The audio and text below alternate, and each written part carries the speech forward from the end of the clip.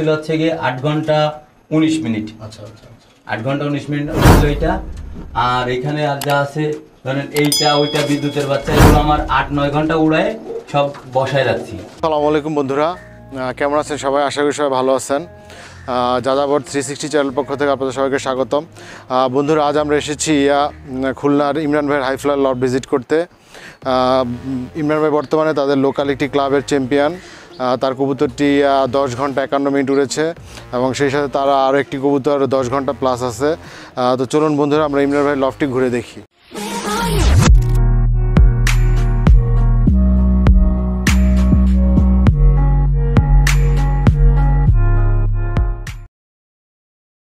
ইমরান ভাই, আমরা জানি চ্যাম্পিয়ন কবুতরের দাম হয় না, ঠিক আছে? তারপর অনেক চ্যাম্পিয়ন কবুতর বিক্রি হয় অথবা কেনা বেচা করে।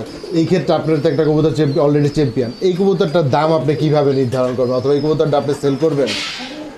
আসলে ভাই দাম জিনিস কি, আসলে এটা এমনই একটা জিনিস যেটা কবুতর চ্যাম্পিয়ন হওয়ার পরে ওই কবুতরটা অনেকেই মানে ধরেন 80% লোকই ওইটারে স্টপ করাই দেয়, যে এটা আমার এটা টুর্নামেন্টে বড় বিগ রেজাল্ট এনে দিছে, এটারে আমি আর উড়াবো না, সেলও করবো না, এটারে আমি ব্রিডিংয়ে নিয়ে যাবো কিংবা এটা আমি রেখে দেবো, ডানা কেটে রাখবো না।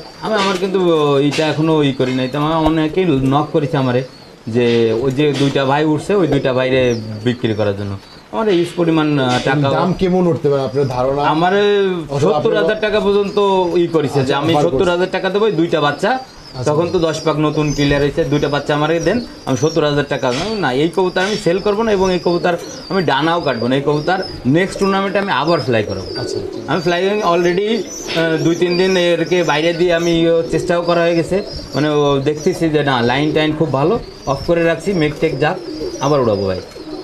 অনেকেই ভাই আসলে কি ফ্লাইং রেজাল্ট করা কবুতর কেউ বিক্রি করতে চায় না। অনেক যারা দেখা গেলো আর্থিক সমস্যায় থাকে কিংবা কোনো ঠেকে পড়ে যায় কিংবা নতুন একটা ভালো পেয়ার আনবে এই কবুতরগুলো, তখন দেখা গেলো হিউজ পরিমাণ দামে সেল করে দেয়, অনেক দামে সেল করে। খুলনা শহরে নেওয়ার জন্য লোক অনেক সময় রেডি থাকে, বললে অনেকে বলে যে ছাড়লে আমাকে দিবেন, অনেকেই বলা থাকে। আমার অনেকে নক করেছে, আমি না ভাই আমি এই কবুতর, যেমন আপনার একটা কবুতর আমি আমার আগের ভিডিওতে 2 লাখ টাকা দাম দিয়েছে, এটা আমার অনেক বিরূপ মন্তব্য শুনতে হয়েছিল। তো এখন তো নিয়ে বন্ধুরা আপনি নিজেরাই শুনলেন, আসলে একটা চ্যাম্পিয়ন কবুতরের মূল্য হয় না, এটা অনেকে অনেক দাম অফার করে রাখে। তো যদি কেউ ঠেকায় পড়ে অথবা আর্থিক সমস্যায় পড়ে তখন এই কবুতরগুলি সেল করা, সাধারণত চ্যাম্পিয়ন কবুতরগুলি কেউ সেল করে না। তো এই অবস্থা, তো এই কবুতরটা এমনও হয় যে 2 লাখ টাকা বললো কিন্তু ইমরান ভাই সেল করবে না, আরও বেশি বললেও কিন্তু দিবে না। এটা আপনার ট্রাই করে দেখতে পারেন, এই কবুতর কোনো মূল্য হয় না। অনেকেই এই গিরিবাজের সাথে নর্মাল গিরিবাজ গুলায় ফেলেন, যেটা মোটেও ঠিক না। একটা চ্যাম্পিয়ন কবুতর আমরা বিদেশে দেখেন পাকিস্তান অথবা দুবাইতে দামি কবুতরগুলি 3 লাখ 5 লাখ 7 লাখ টাকাও বিক্রি হয়, গিরিবাজ কবুতর কিন্তু এই দাম বিক্রি হচ্ছে, ঠিক আছে? তো ওইখানে রেজাল্ট কি, এই 10 ঘন্টা 12 ঘন্টা 13 ঘন্টার রেজাল্ট, ওইখানে এই দাম বিক্রি করতে পারলে বাংলাদেশে কেন হবে না? বাংলাদেশে যদি এই রেজাল্ট অবশ্যই কবুতর এই দাম বিক্রি হবে। হয়তো এখন অ্যাভেলেবেল ওইভাবে সেল হচ্ছে না, কারণ বাংলাদেশের যে হাইফ্লার কবুতরটা শুরু হয়েছে মাত্র, লোকজন জানতেছে। তো আশা করি নেক্সটে হয়তো চ্যাম্পিয়ন কবুতর বিক্রি হবে, কিছু কিছু ক্ষেত্রে নিলাম হবে, নিলামে অনেক টাকা দাম হবে। একটা সময় তো এটা চলে আসবে চ্যাম্পিয়ন কবুতর নিলাম হচ্ছে, নিলামে অনেক টাকা সেল হচ্ছে। পলাশ ভাই এই যে ব্রিডিং কবুতরগুলো আছে, আমি ব্রিডিং কবুতর কখনো সেল করি না। তো আসলে ব্রিডিং কবুতর অনেক টাকা দাম উঠছে, যে এই 2 পেয়ার, এই পেয়ার আর এই পেয়ার, অনেক টাকা দাম হয়েছে। আমি বলছি না এই কবুতর কখনো আমার ব্রিডিং কবুতর সেল হবে না। যদি কখনো সমস্যায় পড়ি কিংবা আমি না থাকি, তখন হয়তো বা আমার ভাই জাকির মল্লিক আছে, জাকির মল্লিক যেটা করবে সে তার দায়িত্ব থাকবে, তখন সে যেটা ভালো মনে করবে যে আমি এই কবুতরগুলো কাউরে নিলামে বিক্রি করে কোনো একটা এতিমখানায় দান করে দিল, কিংবা সে ভালো মনে করবে, যেটা ভালো মনে করবে আপনি সেল করবেন।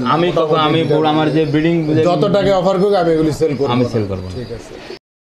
আচ্ছা ইমরান ভাই, একটা কবুতর এইখানে ধরেন বাচ্চাটা বড় হলো, বড় হওয়ার পর আপনি ফ্লাইং জোনে নিয়ে গেলেন, এরপর থেকে একবার ফ্লাইংয়ে রেডি করা পর্যন্ত আপনি কী কী পদক্ষেপ দেন এবং এদের খাওয়া দাওয়াটা কীরকম হয় আমাদের ডিটেলস যদি বলতেন একটু। আসলে বাপমার কাছ থেকে আলাদা করার পরে যখন বাচ্চা আমরা ফ্লাইং সেটে নেই, ফ্লাইং সেটে নেওয়ার পরে হচ্ছে কি ওর বাসা চেনানো, মূল কাজ যেটা থাকবে বাসা চেনানো। আপনি যত ভালো কবুতরই নেন, যদি বাসা না চেনেন, কোথায় নামবে ওর বাসাটা চিনাতে হবে। বাসা চেনানোর পরে কবুতরের খাবার, যদি আপনি ভালো খাবার দিতে পারেন কবুতরে, আচ্ছা, খাবারটা কি হতে পারে? মানে ব্রিডিং পেয়ারের খাবারটা তো আলাদা, আর ফ্লাইং কবুতরের খাবারটা মানে একটু ডিফারেন্ট হয়। ফ্লাইং কবুতরে আমি হচ্ছে গিয়ে ধরেন ধান অল্প কিছু দেই, ধান বেশি দেই না এখন। আচ্ছা আচ্ছা ধানের সঙ্গে আপনার চীনা, সরিষা, আচ্ছা আচ্ছা তারপরে সবুজ বাজরা, তারপরে তিল, তিসি, হ্যাঁ, ছোট ছোট খাবার যেগুলো ছোট খাবারগুলি দেয়। ছোট খাবারগুলো দিলে এই খাবারগুলোতে কবুতর ফ্লাই করার জন্য খুব ভালো। এটা কি মানে ফ্লাইং এর রেডি করার সময় অবশ্য দিতে থাকেন এই খাবারটা? হ্যাঁ, ready আচ্ছা, করার। আরেকটা ব্যাপার, রোদের ব্যাপারে একটা কি জানেন, রোদ খাওয়ানোর ব্যাপারটা কি? আসলে কি, যে কোনো কবুতরে যদি আপনি রোদ খাওয়ান, যে কবুতরের রোদে রাখা হয়, রোদে রাখলে এটা কি কবুতরটা কবুতরটা কি ছেড়ে, মানে একটা হচ্ছে ছেড়ে দিলাম, ছেড়ে রোদে, না খাঁচার ভিতরে খাঁচার ভিতরে রোদে দিলে, আচ্ছা, প্রথম অবস্থায় বাসা চেরানোর সময় প্লাস রোদ প্লাস বাসা চেরানো, দুইটা কাজ একসাথে করা যায়। যদি খাঁচার ভিতর দেন তাহলে ও রোদ রাখলে ও কবুতরটার ধরেন যে ওয়েট আছে, ওয়েটটা একটু লেস হয়। আচ্ছা, তখন ছেড়ে দিলে উঠতে হ্যাঁ, উঠতে উঠতে উঠতে সুবিধা হয়। এটা হচ্ছে গিয়ে আমি এইভাবে করি। করে যখন দেখি যে কবুতর আস্তে আস্তে উপর যাওয়া ধরছে, বাচ্চা কবুতরে একসঙ্গেই উড়াই। উড়ানোর পর কয় পর হলে কবুতরটাকে ফ্লাইং করে দেন, মানে উড়ানোর জন্য এটাকে অন্য কবুতরের ছাড়ে? আসলে এটা হচ্ছে গিয়ে ব্রিডিং এর পরে নির্ভর করে। যখন কিছু কিছু বাচ্চা আছে অল্পতেই ভালো ওড়ে, পরে যখন বাচ্চা উড়া শুরু করে, তখন সব একসঙ্গে উড়াই বাচ্চাগুলো। তখন যখন আস্তে আস্তে উপরের দিকে যাওয়া শুরু করে, তখন ওর থেকে আলাদা করি। যে বাচ্চাগুলো উপরে যাওয়া শুরু করে, যে এদের আলাদা, আর যারা উপরে এই উড়ানোর সময় বুঝতে পারেন যে কিছু বাচ্চা ভালো উঠবে, কিছু বাচ্চা একটু খারাপ, একটু খারাপ। তখন ওই দুইটা সেট আলাদা আলাদা করে করে ফেলি। যেটি বেশি ওড়ে ওটি এক জায়গায়, যেটি একটু কম ওড়ে ওটা ওটা আলাদা। আলাদা, দুই টিম করে ফেলি। এদের একদিন উড়াই, ওদের একদিন উড়াই। আচ্ছা। এভাবে করে তারপরে কবুতর দমে আসলে তখন 4-5টা কবুতরে করি, যে এই 4-5টা কবুতর টুর্নামেন্টের জন্য ওদের টোটাল আলাদা করে ফেলি। ওদের থাকা খাওয়া দাওয়া সম্পূর্ণ তখন আলাদা। ওরা তখন টোটাল একবারে খাবার পায়। স্পেশাল খাবার দিতে হয় ওই খাবারই একবেলা খাবার পায়। ওইখানে, তখন খাবারটা কমায় দেয়। হ্যাঁ, তখন খাবার একবেলায় খাবার পায়। তার মানে দুপুরবেলা পারফরমেন্স দেখাই থেকে ওদের খাবারে কিছুটা মাইনাস হয়ে যায়। হ্যাঁ, খাবার একবেলা খাবার পাবে। আচ্ছা আচ্ছা আচ্ছা, কবুতরটা কয় দশক হইলে উঠতে দেওয়ার জন্য বেটার, মানে কয় কবুতর পর আসলে ধরার পরে উড়ার জন্য 10 দিবে? পলক ঝাড়ার পরে কবুতর পারফেক্ট রেজাল্টটা পাওয়া যায়। এমনিতে বাচ্চা কবুতর কত পর থেকে শুরু করেন? বাচ্চা কবুতর বিভিন্ন পেয়ারের, যেমন পেয়ারিং অনেক সময় 1-2 পরের বাচ্চাই খুব ভালো ওড়ে। 1 দশক ঝাড়া কবুতরের যেরকম ওড়ে, 1-2 পাকের বাচ্চা ওরকম 8-9 ঘন্টা ওড়া করে। কিন্তু ম্যাক্সিমাম কবুতর যদি 10 পালক ঝাড়ার পরে কবুতর করা হয়, সেক্ষেত্রে রেজাল্ট, পারফেক্ট রেজাল্টটা পাওয়া যায়। আপনি কবুতর ফ্লাইং এ দেন কয় পর হলে?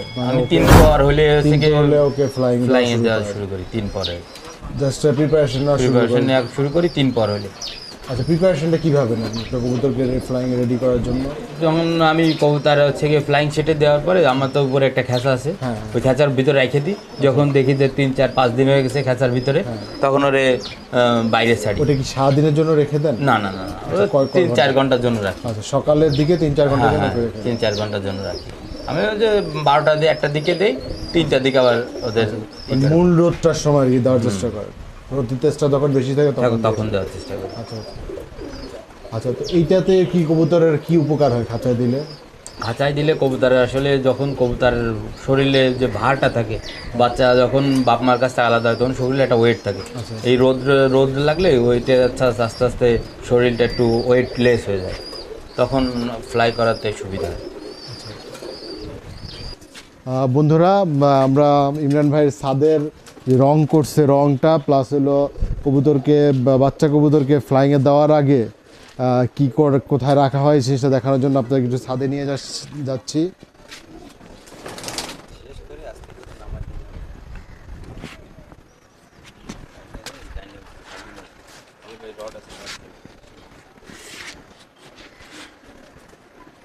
দেখা হচ্ছে বন্ধুরা, এই সেই খাঁচা যেখানে কবুতরটা ফ্লাইং শুরুর আগে যেখানে রাখা হয়। এখানে 4-5 দিন রেখে দেয় ইমরান ভাই কবুতর ফ্লাইং করার আগে। রোদ প্লাস হইলো বাসাটা চিনে। তবে আজকাল অনেক হাই স্ট্রাকচার করা হয় ফ্লাইং কবুতরের বাসা চালানোর জন্য, বাট যাদের ওইটা করার ক্ষমতা হয় তারা এরকম একটা করে নিতে পারেন। আর একটা ব্যাপার খেয়াল করেন, এখানে 3টা কালার করা হয়েছে। এটাও কবুতর ডিটেক্ট করে, এই কালারটাকে ডিটেক্ট করে কবুতর হারায় না। কবুতর এখানে নেমে এই বাসাটা চিনার ফলে নেমে যায়। ইমরান ভাই, এই কালার করার পরে আপনার কি উপকার হয়েছে বলেন তো? কালার করার পরে কবুতর খুব কম হারাইছে, কম হারায় এবং কবুতর হচ্ছে কি আপনার বাসাটা খুব ভালো বেছে নেয় এবং ছোট বাচ্চাও হারায় না। খুবই খুবই একটা উপকার পাইছে এই কালারটা করে। তো বন্ধুরা, এই ছিল ইমরান ভাই ফ্লাইং করার আগের প্রস্তুতি। আর কালারটা তো আপনি দেখতেই পাচ্ছেন, ছাদটাকে কালার করে দিয়েছেন। আপনারা চাইলে আপনার বাড়ির ছাদটা এরকম কালার করে দিতে পারেন, যেটা কবুতর ডিটেক্ট করতে কবুতরের জন্য সুবিধা হয়।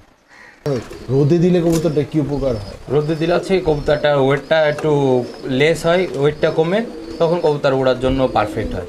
এখন রোদটা হচ্ছে কি যখন 12টা 11টা থেকে 3টা এরকম সময় আমি রোদে রাখলে এই জিনিসটা কবুতর ওয়েটটা একটু লেস হয়, তারপরে ওদের ফ্লাইংয়ের জন্য রেডি করি। আচ্ছা, আরেকটা ব্যাপার, এটা হলো বাচ্চা কবুতর তো হারায় অনেক সময়। তো এই ক্ষেত্রে আপনার বাচ্চা যদি না হারায় তো একবার বাসা, এই ক্ষেত্রে আপনার করণীয় কি? আসলে বাচ্চা কবুতর যদি সেন্স ভালো হয়, ব্রিডিং পেয়ারিং ভালো হয়, খুব হারায় কম, সেক্ষেত্রে আমি এখন এই যে আমার লফটের উপরে এই ঘরের উপরে টিনের উপর দিয়ে, এই ছাদের উপর দিয়ে হলুদ রং করে দিছি।